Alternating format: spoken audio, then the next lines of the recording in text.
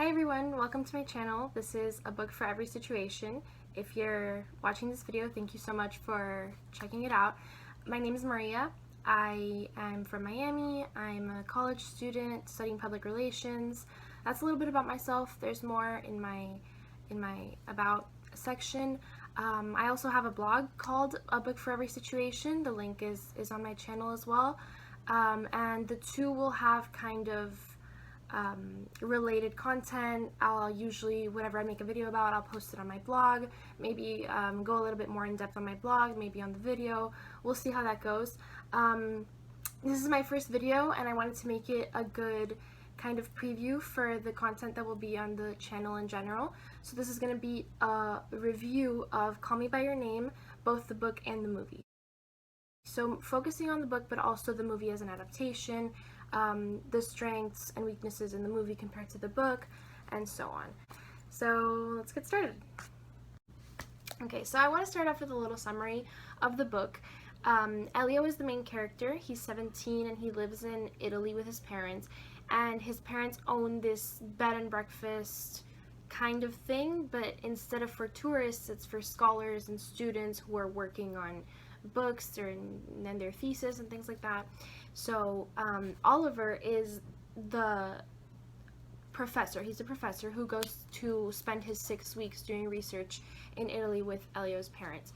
So at the beginning, the narrative is mostly, it's from Elio's point of view. The whole book is in Elio's point of view, but it's very much in his thoughts. There's not a lot of dialogue or action, and it almost reminded me of like one of the classics because it was a little, I don't want to call it boring, but very much introspective at first, which took me a little while to get into it, honestly. But once I did get into it, I started, Elio's character actually was a little annoying at first too because he was so in his head. His interactions were kind of awkward, like social interactions, but little by little he starts coming out of his shell. He starts developing more of a relationship with Oliver, and so the reason I call it a coming of age more so than a romance is, yes, the book is based on the romance between Oliver and Elio, but it's very much also the way their romance brings out Elio's personality, makes him more comfortable, at peace with accepting himself. So at the beginning of the book, Elio is very much longing and lusting after Oliver, and then once their relationship gets going, Elio really becomes more comfortable with himself. So that's a little summary. Okay, so as I was saying, one of the main things is Elio's narrative and his thoughts and perspective, which is really like makes up the beginning of the book. And the setting is very iconic too. Everybody knows Call Me By Your Name is in Italy. I feel like it's just something you know if you've heard of the book. So, and especially because of the movie too. So that setting, summer in the countryside, kind of lazy. The best word I can think to describe it is languid. So it's kind of almost foggy, like it's hard to get to the main meat of the story, I guess, but once you do, it really pulls you in. So the more at first it's kind of like they're not enemies, Elio and Oliver, but they're not really friends. They have a very kind of frigid acquaintance relationship, and little by little Elio kind of chips away at Oliver's exterior, I guess, and you see them start to develop first a friendship and then a relationship. And what I love is seeing how Elio kind of has this conflict, internal conflict with himself about how he feels about Oliver, whether he loves him or hates him. He's trying to figure out his attraction to him because we know that Elio has been with women before, so the sexuality, him figuring that out is a big part of the novel. So another thing is the way, so the title is Call Me By Your Name, and name is obviously tied to identity super closely, and I didn't really understand it at first, and then I thought about it more, and I don't want to spoil anything, but the way this phrase is used is super tied to the way Elio and Oliver see each other. And basically Elio kind of sees himself in Oliver and the other way around. Oliver this is from the book, but Oliver is almost more himself, more Elio than Elio is, which is just a way of you know, the way I interpret it is Elio is still young, he's learning. Oliver's a little bit more experienced. Oliver's 24 and Elio's 17, so Oliver has experience and is just more comfortable with himself. So Elio is striving to get to that point with himself. So that was one of my favorite things, was seeing Elio's character develop, seeing him come to terms with himself, with how he feels about a man in this case, how he feels about his sexuality. And what I also thought was interesting is that sexuality is an important part of the book, but I don't think the word gay is ever in there. And if it is, it's describing somebody else, or straight, or bisexual. None of that is in there because it doesn't really matter. It's like Elio has been with women, so has Oliver, but now they have this attraction to each other, and it's not something they have to put a label on or define. It's just, you know, they're attracted to each other, they both, you know, physically and with their personalities emotionally later on.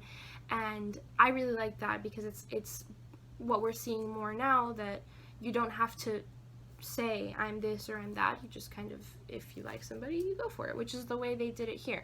So yeah, Elio has to come to terms with that, but also Elio doesn't feel like he has to define that for himself, I don't think.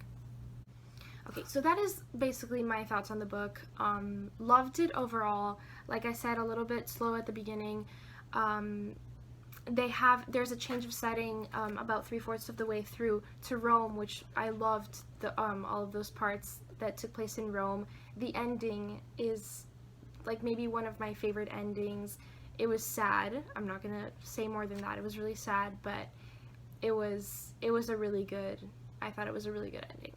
So now I want to talk about the movie, because as soon as I finished the book, I was like, I can't wait to watch this movie, because I wanted to see how they would do the setting, because it's a beautiful setting, but also how they would develop Elio and Oliver's relationship, because I thought it was very much something you had to read Elio's thoughts.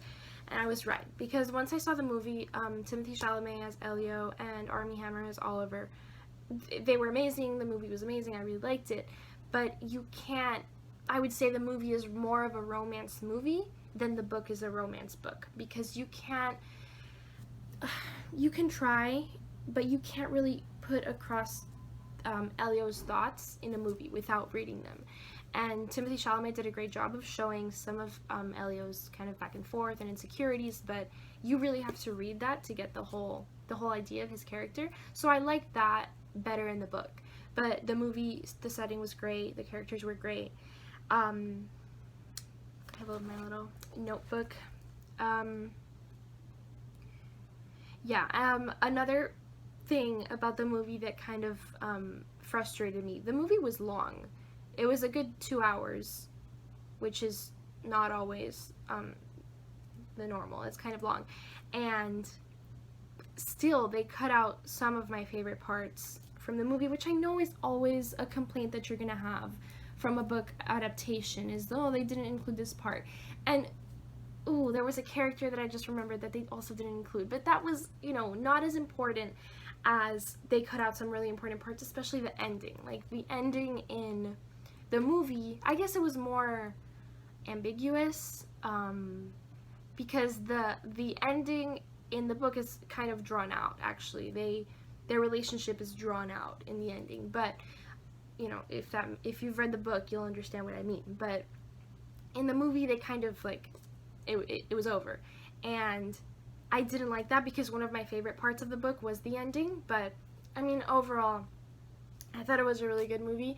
One of my favorite parts of both the book and the movie, but I actually felt it more in the movie, was Elio's relationship with his dad. And they have this discussion where it's like I said about the sexuality, how there are no labels, really. It was kind of like that for this discussion. It was kind of vague. It was very realistic for a dad and a son to be talking about it this way. But his dad was just telling him, I'm here for you, I support you, I want you to know that you can come to me. So it was like a parental thing, but he was also giving him advice, like, know that this thing that you've had with Oliver, whatever the relationship was special. And so in the movie, that was like really good. So I love the way they did that in the movie. It was one of my favorite parts of both the book and the movie. Alright, so those are my thoughts on Call Me By Your Name. If I had to rate them, I would give the book probably a 4.5 out of 5. Amazing, maybe not perfect, but amazing. And the movie maybe close to 4 stars, just because the book is always going to be better than the movie for me, but I highly recommend both. So thank you so much for watching. Leave in the comments whatever your thoughts are. Subscribe if you'd like to see more videos, and I'll have content like this, book reviews, recommendations, talking about my favorite books, the books I want to read, anything related to books and the way I go about reading. So thank you so much for watching.